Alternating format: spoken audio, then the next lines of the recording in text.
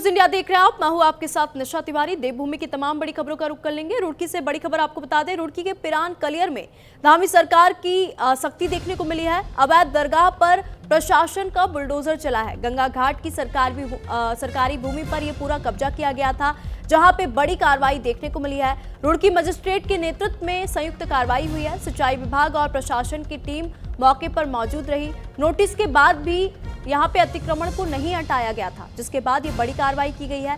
हरिद्वार के पिरान कलियर क्षेत्र में धामी सरकार की सख्ती एक बार फिर से देखने को मिली है, जहां यूपी सिंचाई विभाग की जमीन और गंगा घाट की सरकारी भूमि पर अवैध रूप से बनाई गई दरगाह पर प्रशासन ने बुलडोजर चला दिया।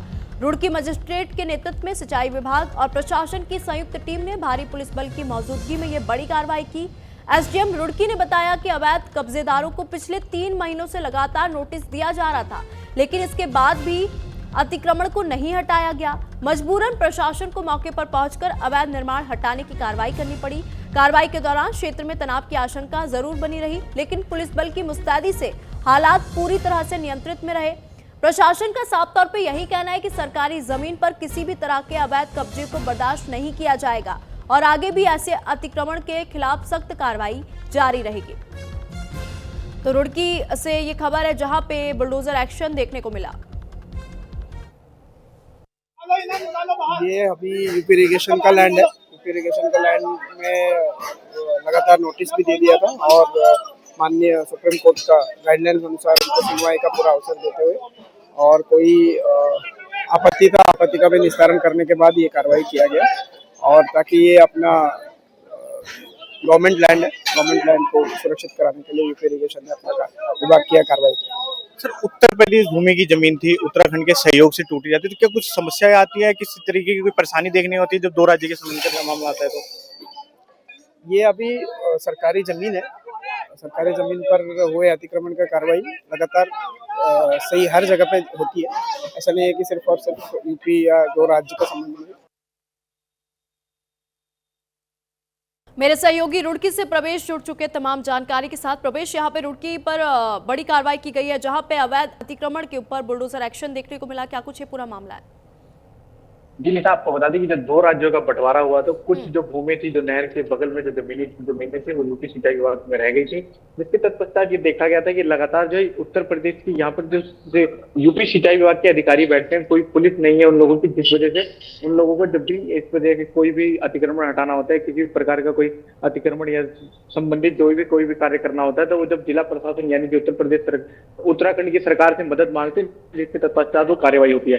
तो आपको बता दें कि पिरान कलियर में जिस तरीके से उत्तर प्रदेश की जमीन में अवैध तरीके से मजार बनी हुई थी, पिछले 3 महीने तक लगातार नोटिस दिया जा रहा था और बार बार यही बात की जा रही थी कि अभी में इसे जो अवैध मजार है इसको हटा लें यहाँ से, वरना प्रशासन के द्वारा तोड़ने की कार्रवाई की जाएगी। लगातार ये मांग करने के बाद जब देखा गया कि इन लोगों के द्वारा जो वहां पे लैंड याद करने वाले जो लैंड माफिया थे, उन लोगों ने नहीं हटाया, तो जब आज प्रशासन की सुबह उत्तर टीम पहुंची, जिला प्रशासन पहुंचा, उत्तर प्रदेश सिंचाई विभाग के अधिकारी पहुंचे, एसडीएम रुड़की दीपम चंद सेठ पहुंचे वहां पे, जिसके तत्पश्चात वहां पर देखा गया कि लगभग 2 से ढाई घंटे की जो है कार्रवाई लगातार चलती रही। लगातार ये कार्रवाई करने के बाद वहां पे जो अवैध इस तरीके की मजार थी ये हटी है, और दीपम चंद सेठ जो वहाँ के अधिकारी जो रुड़की मजिस्ट्रेट है और यूपी सिंचाई विभाग के जो विकास त्यागी एक्ट ने, दोनों जनों ने साफ तौर से कहा है कि किसी भी प्रकार का कोई भी ऐसा जो कब्जा है वो नहीं चलेगा, और लगातार जिस तरीके से धामी का बुलडोजर एक्शन लगातार जिले में जारी है, इसी तरीके से आगे आने वाले समय में भी जारी रहेगा। बिल्कुल प्रवेश, रुड़की के पिरान कलियर जहां पे ये बड़ी कार्रवाई हुई है, जहां पे अवैध अतिक्रमण को पूरी तरह से ध्वस्त कर दिया गया, हटा दिया गया है। अभी उस एरिया की अगर हम बात करें तो वहां पे कैसी स्थिति बनी हुई है? क्या स्थिति तनावपूर्ण है या फिर माहौल अभी शांत है? जी निशा, आपको बता दें कि मुस्लिम बहुमूल्य क्षेत्र है, जिस वजह से तनावपूर्ण स्थिति बनने की जो है आशंका जताई जा रही थी, लेकिन कहीं ना कहीं लोगों ने अवैध तरीके से कब्जा किया तो उन लोगों को पता था कि कहीं ना कहीं तो उन्हीं लोगों की गलती है, जिस वजह से ऐसी कोई स्थिति पैदा देखने को नहीं मिली जो है शांतिपूर्ण रूप से शांतिपूर्ण बनी हुई है।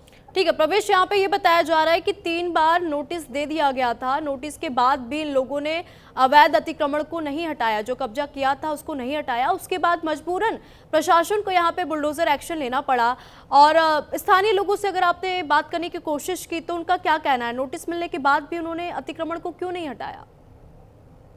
जी निशा, आपको साफ तौर से बता दें कि जो स्थानीय लोग थे उनका साफ तौर से कहना था कि हमारी आस्था जुड़ी हुई है इससे, लेकिन जब हमारे द्वारा बातचीत की गई तो उन लोगों से बातचीत करने का प्रयास किया गया कि जब अवैध तरीके से अवैध जगह पर ये जब कब्जा किया गया है तो इसको कहीं ना कहीं शांति जीवन से कहीं और इसको शिफ्ट करवा लें। लेकिन उन लोगों का साफ तौर से कहना था कि इसी तरीके से अगर लंबे अरसे से नहीं हटाएंगे तो प्रशासन इसको छोड़ देगा। लेकिन प्रशासन आपको बता दें कि उत्तराखंड हो या उत्तर प्रदेश, लैंड जिहाद पर लगातार बुलडोजर चलता चला आ रहा है और आगे भी चलता चला जाएगा। जिस तरीके से प्रशासन लगातार जो है साफ तौर से कहता है कि जो भी इस तरीके का कोई भी कब्जा है, चाहे वो ग्राम पंचायत की जमीन पे हो, चाहे वो ग्राम समाज की जमीन पे हो, चाहे वो जिला पंचायत, किसी भी प्रकार का सरकारी जमीन पे कब्जा होगा उसको पूर्णतः प्रशासन की टीमें लगातार हटाती आई है और आगे भी लगातार हटाती रहेंगी। ठीक है प्रवेश, धन्यवाद हमारे साथ जुड़ने के लिए, तमाम जानकारी साझा करने के लिए। उत्तराखंड में आगामी कुंभ मेले में गैर हिंदुओं के प्रवेश पर प्रतिबंध की मांग को लेकर राजनीतिक तापमान बढ़ चुका है। जहां पूर्व मुख्यमंत्री त्रिवेंद्र सिंह रावत के बयान के बाद कांग्रेस ने इसे मुद्दे से ध्यान भटकाने की कोशिश बताया। प्रदेश कांग्रेस प्रवक्ता गरिमा दासोनी ने बीजेपी पर आरोप लगाया कि वह जानबूझकर समाज को धार्मिक आधार पर बांटने की राजनीति कर रही है। गरिमा दासोनी ने सरकार के 4 साल के कार्यकाल पर भी सवाल उठाए। उन्होंने कहा कि सरकार ने इस दौरान जिहाद, मदरसा, मजार और बुलडोजर की राजनीति के अलावा कुछ नहीं किया। क्या कुछ कहा ये आपको सुनवाते हैं।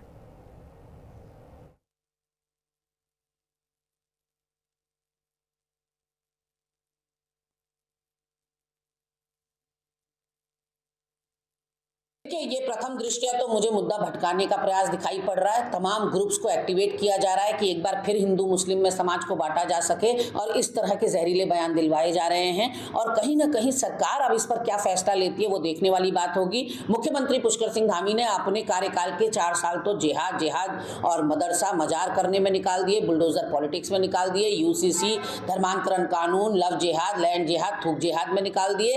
आखिरी के साल में अब वो परिवार रजिस्टर की बात करने लगे हैं। खबर उत्तरकाशी से है। उत्तरकाशी के गुराड़ी में आग का तांडव देखने को मिला। 3 आवासीय भवन आग में जलकर पूरी तरह से राख हो गई। आग लगने से ग्रामीणों में हड़कंप मचा। आग में जलकर कई मवेशियों की मौत भी हो गई। उत्तरकाशी के गुराड़ी से आपको बड़ी खबर बताते, जहां पे आग का तांडव देखने को मिला। 3 आवासीय भवन आग में जलकर पूरी तरह से राख हो गया। आग लगने से ग्रामीणों में हड़कंप भी देखने को मिला। आसपास अफरा तफरी का माहौल बन गया। तो वहीं कई सारे मवेशियों के जलने की भी खबर सामने आई है। हालांकि किसी इंसान के हताहत होने की खबर सामने नहीं आई है। आग किन कारणों से लगी ये जांच का विषय है, लेकिन ये बड़ी खबर है। आग लगने से ग्रामीणों में दहशत का माहौल बना हुआ है। उत्तरकाशी के गुराड़ी का ये पूरा मामला आपको बता दें, जहां पे आग का तांडव देखने को मिला। 3 आवासीय घर पर भीषण आग लग गई। ये तस्वीरें भी हम आपको गुराड़ी से दिखा रहे हैं, जहां पे देखिए 3 आवासीय घर यानी कि यहाँ पे लोग रहते हैं। मौके पर दमकल की टीम पहुंची, आग को बुझाने का प्रयास किया गया। कड़ी मशक्कत के बाद आग पर काबू जो है वो भी पा लिया गया, लेकिन सब कुछ जलकर राख हो चुका है। कई मवेशियों के जलने की खबर जो है वो भी सामने आई है और आग में झुलसने से कई सारे मवेशियों की मौत भी हो गई।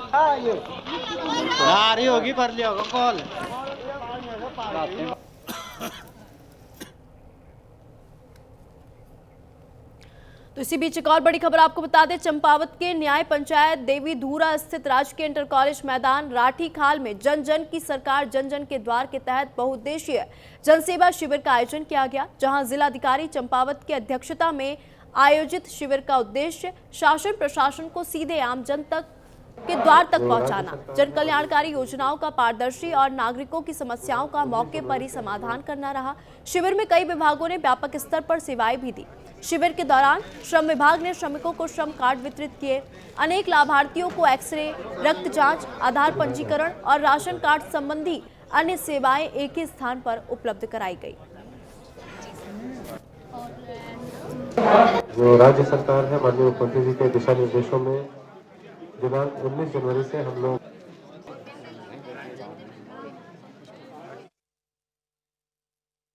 आधार कार्ड जिनको न होना चाहिए, साइन न होना चाहिए। मैं आ रही हूँ, तुम्हारी कृपा है गयो। यहाँ जन जन सेवा में मैं आई थी, यहाँ से दवाई वगैरह सब कुछ मिल रही है, तो इसलिए मुख्यमंत्री धामी जी का बहुत बहुत धन्यवाद। मैं जन जन की सरकार द्वारा जो ये कार्यक्रम आयोजित किया जा रहा है, इसमें राजकीय इंटर कॉलेज रठकाल में यहाँ पर उपस्थित था। यहाँ पर मेरे पाँव का एक्सरे हुआ।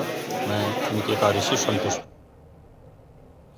उत्तराखंड में चारधाम यात्रा के दौरान अब श्रद्धालुओं को आपात हालात में भटकना नहीं पड़ेगा। राज्य सरकार ने यात्रा मार्गों पर इमरजेंसी शेल्टर बनाने की दिशा में बड़ा कदम उठाया है। भारी बारिश, भूस्खलन या सड़क बंद होने की स्थिति में अब यात्रियों को सुरक्षित ठहराया जाएगा। इस पर देखिए एक रिपोर्ट।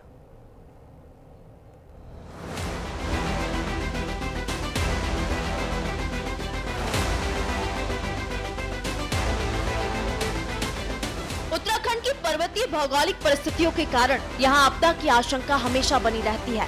खास तौर पर मानसून के दौरान भूस्खलन और मलबा आने से चारधाम यात्रा मार्ग बार बार बाधित हो जाते हैं। ऐसे हालात में श्रद्धालुओं को कई कई घंटे पूरी रात सड़कों पर ही इंतजार करना पड़ता है। खाने पीने, बिजली और ठहरने की समुचित व्यवस्था न होने से यात्रियों को भारी परेशानियों का सामना करना पड़ता है। हर साल अप्रैल मई से शुरू होने वाली चारधाम यात्रा नवंबर तक चलती है। इस लंबे समय के दौरान न केवल मानसून बल्कि अन्य मौसमों में भी सड़कें क्षतिग्रस्त होती रहती हैं। इन्हीं चुनौतियों को ध्यान में रखते हुए अब राज्य आपदा प्रबंधन विभाग ने चारधाम यात्रा मार्गों पर स्थायी डिजास्टर शेल्टर बनाने की योजना पर काम शुरू कर दिया है। सचिव आपदा प्रबंधन विनोद कुमार सुमन का कहना है कि वर्ल्ड बैंक के सहयोग से चारधाम यात्रा मार्गों पर डिजास्टर सेंटर बनाए जा रहे हैं। आपदा की स्थिति में श्रद्धालुओं को इन केंद्रों में सुरक्षित ठहराया जाएगा। साल भर इनका उपयोग कैसे किया जाएगा, इसके लिए भी प्लानिंग की जा रही है। कंसल्टेंट का चयन कर लिया गया है, सर्वे चल रहा है और डीपीआर तैयार की जाएगी। जब तक स्थायी शेल्टर नहीं बनते तब तक सभी जनपदों में टेम्पररी डिजास्टर शेल्टर चिन्हित किए गए हैं, जहां खाने पीने, बिजली, पानी और ठहरने की पूरी व्यवस्था सुनिश्चित की जाएगी। वर्ल्ड बैंक के सहयोग से हम लोग चारधाम यात्रा मार्ग पे कई डिजास्टर शेल्टर बना रहे हैं। जब भी कभी डिजास्टर की स्थिति बनेगी तो वहाँ पे हम उनमें लोगों को रुकवाएंगे और उसके अलावा फिर साल भर उसका यूज कैसे किया जाएगा इसके लिए भी हम लोग प्लानिंग कर रहे हैं। इसके लिए कंसल्टेंट का चयन कर लिया गया है, उसके द्वारा सर्वे किया जा रहा है, फिर डीपीआर बना के अपना आगे की कार्रवाई की जाएगी उनके द्वारा। जब तक वो नहीं बन जाता है तब तक हम लोग सभी जनपदों में टेम्परेरी डिजास्टर शेल्टर चिन्हित किए हैं।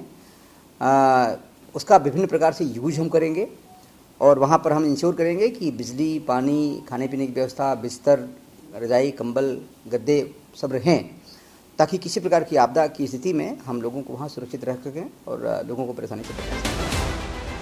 आपदा प्रबंधन विभाग के प्रस्तावित ये शेल्टर केवल चारधाम यात्रियों तक सीमित नहीं रहेंगे, बल्कि आपातकाल या किसी भी प्राकृतिक आपदा की स्थिति में स्थानीय लोग भी इनका इस्तेमाल कर सकेंगे। सामान्य दिनों में इन भवनों को मल्टीपर्पज हॉल के रूप में इस्तेमाल करने की योजना है।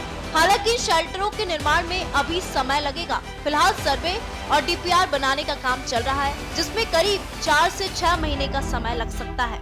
इसके बाद कंस्ट्रक्शन का काम शुरू किया जाएगा। आपदा सचिव के मुताबिक आवश्यकता के अनुसार वर्ल्ड बैंक के साथ साथ स्टेट बजट से भी धनराशि की व्यवस्था की जाएगी। अनुमान है कि अगले 1 से 2 साल में ये शेल्टर बनकर तैयार हो सकते हैं। सचिव आपदा प्रबंधन का ये कहना है कि अभी आवश्यकता का असेसमेंट किया जा रहा है। डीपीआर बनने के बाद फंडिंग की प्रक्रिया पूरी की जाएगी।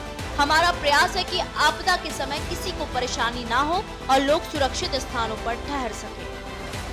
देखिए, अभी डीपीआर बन रही है, हमारी आवश्यकता जितनी होगी कुछ पैसा हम वर्ल्ड बैंक से करेंगे। अभी आवश्यकता का असेसमेंट कर रहे हैं, फिर जितनी आवश्यकता होगी वर्ल्ड बैंक के सहयोग से करेंगे और उसके बाद अगर आवश्यकता पड़ेगी तो स्टेट बजट से करने की कार्रवाई। चारधाम यात्रा को सुरक्षित, सुव्यवस्थित और आपदा संवेदनशील बनाने की दिशा में ये काम बेहद अहम माना जा रहा है। आपदा के समय राहत, सुरक्षा और ठहराव तीनों जरूरतों को ध्यान में रखकर बनाई जा रही ये व्यवस्था भविष्य में श्रद्धालुओं और स्थानीय लोगों के लिए बड़ी राहत साबित हो सकती है। हरिद्वार के ग्राम धनपुरा में एक बार फिर मोबाइल टावर पर युवक चढ़ गया, जिससे पूरे इलाके में हड़कंप मच गया। दरअसल युवक को अचानक टावर पर चढ़ता देख स्थानीय लोगों में अफरा तफरी मच गई और मौके पर भीड़ जुट गई। वही घटना का वीडियो सोशल मीडिया पर तेजी से वायरल हो गया। सूचना मिलते ही पुलिस मौके पर पहुंची और युवक को सुरक्षित नीचे उतारने में जुट गई। वही युवक के टावर पर चढ़ने के कारण की पुष्टि अभी नहीं हो पाई है, जिसकी पुलिस जांच पड़ताल कर रही है।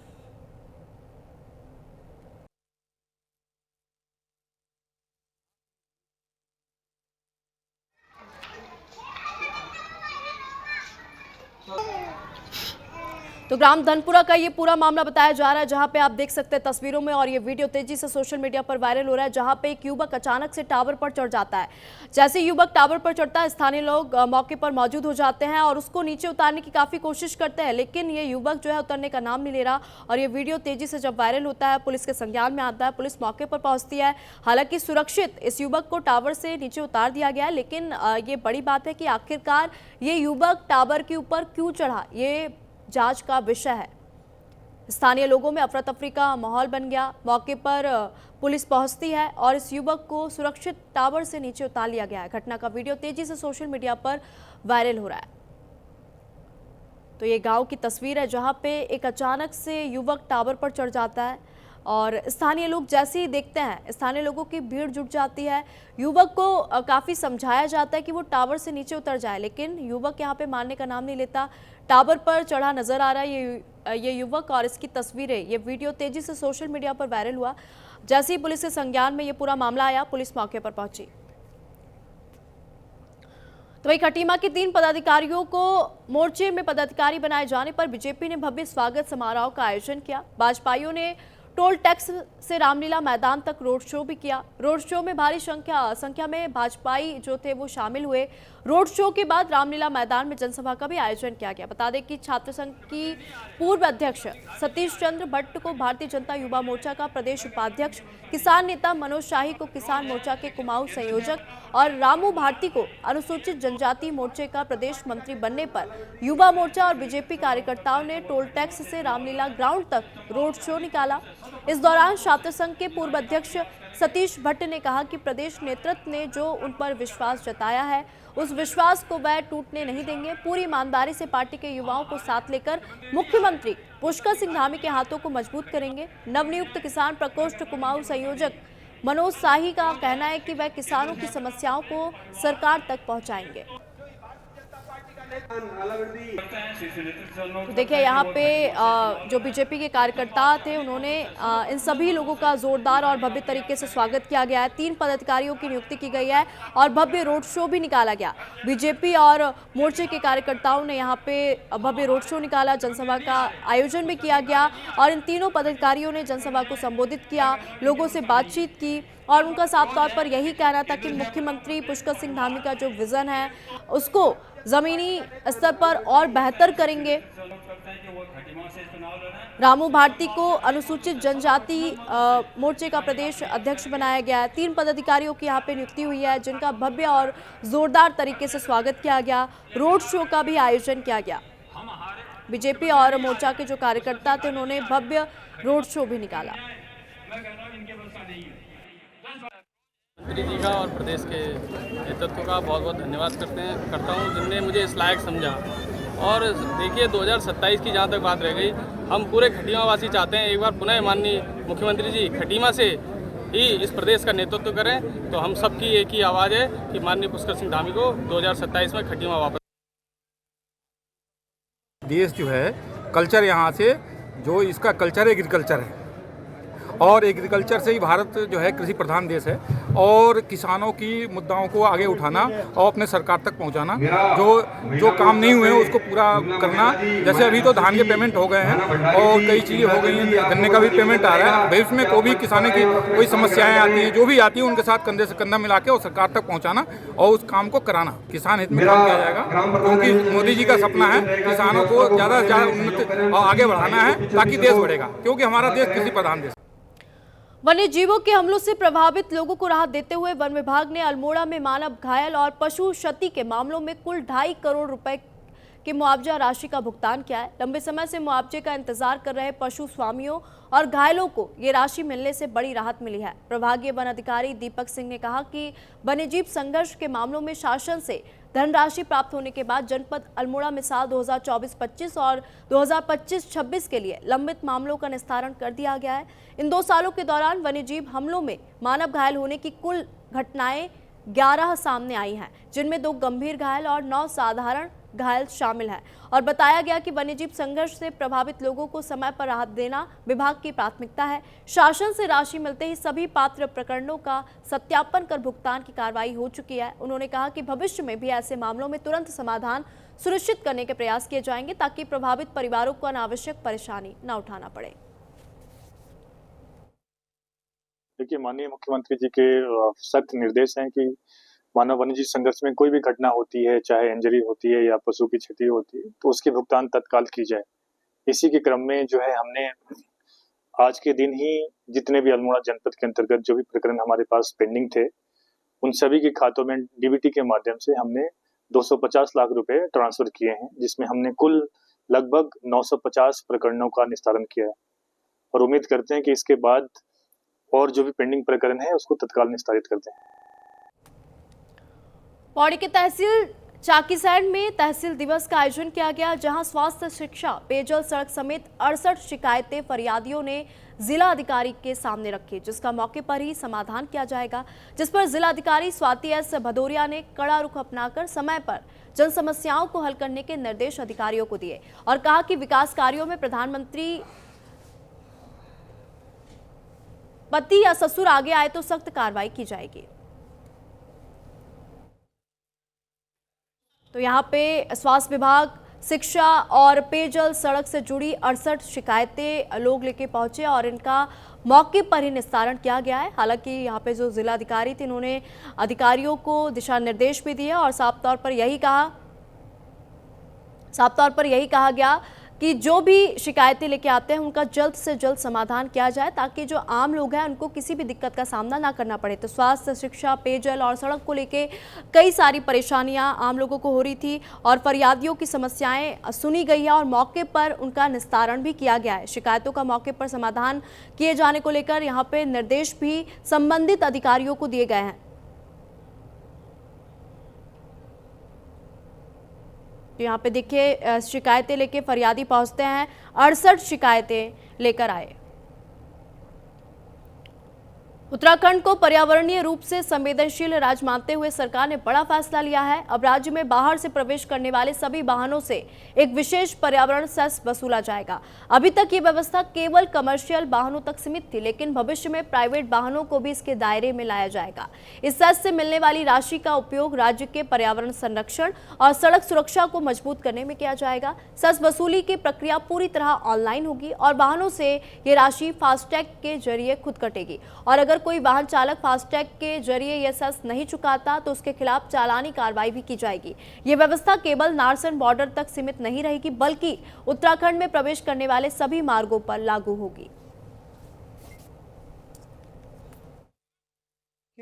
उत्तराखंड एक एनवायरमेंटली सेंसिटिव एरिया में आता है, तो इस संबंध में जो भी बाहर से गाड़ियां आती हैं, जो भी वाहन है, चाहे कमर्शियल हो चाहे नॉन कमर्शियल हो, उनको आगे से एक पर्टिकुलर सेस के रूप में एक अमाउंट पे करना होगा और वो उस अमाउंट का प्रयोग उत्तराखंड के एनवायरनमेंट और यहाँ की सड़क सुरक्षा के लिए किया जाएगा। तो अभी तक हमारा ये सिस्टम था कि जो भी कमर्शियल गाड़ियाँ थी, कमर्शियल वाहन जो होते हैं, उन पर उनसे हम टैक्स वसूलते थे और वो भी ऑनलाइन माध्यम से वसूलते थे। अब फ्यूचर में क्या किया जा रहा है कि जो कमर्शियल के साथ जो नॉन कमर्शियल वाहन है, यानी कि पीले नंबर प्लेट के साथ साथ जो सफेद नंबर प्लेट वाली गाड़ियाँ होती हैं, उनसे भी सभी से एक ये टैक्स वसूला जाएगा।